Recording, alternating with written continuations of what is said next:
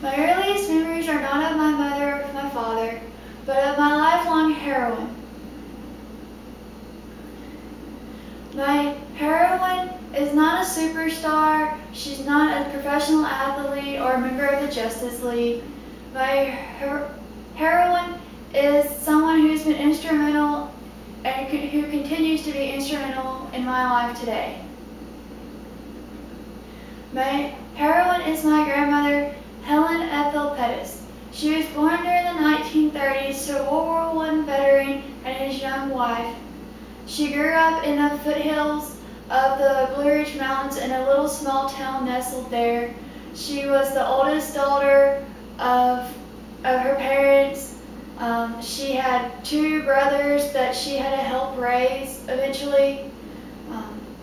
If you were to ask my grandmother about her life, she would tell you there have been good times and bad times. There have been times when I smiled, times when I've cried, and times when I've laughed.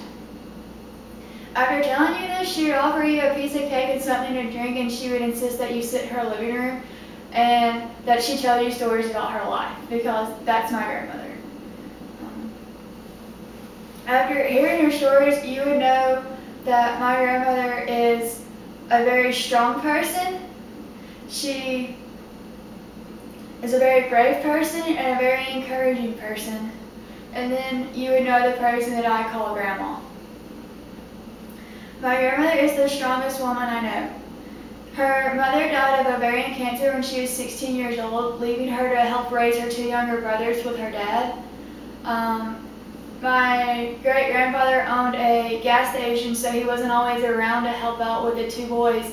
So my grandmother basically raised them on her own as she was a 16-year-old high school student.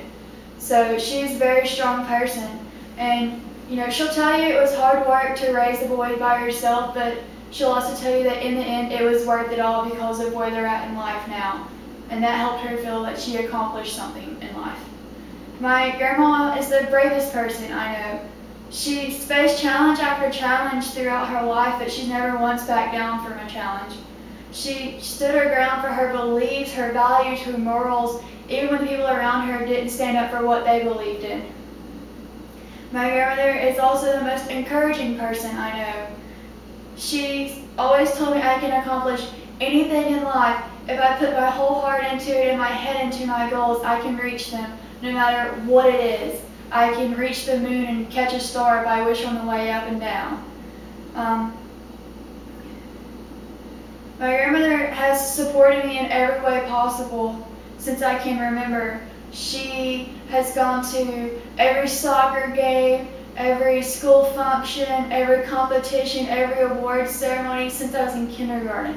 She's just always been there for me. She's the one who helped me fill out my college applications, and she's the one who took me to visit my top choices for colleges. She's the one who rejoiced when I got accepted into colleges and helped me pick the one to go to. And she was the one there when I graduated high school. She's the one that I thought of as I walked across the stage and got my diploma, and she'll be the one that I think of when I graduate Saturday from college. She'll be the person who's sitting in the audience smiling and clapping. She'll probably blow an air horn or something. That's just my grandma. And my grandma has been my encourager. She's been my comforter and most of all my best friend.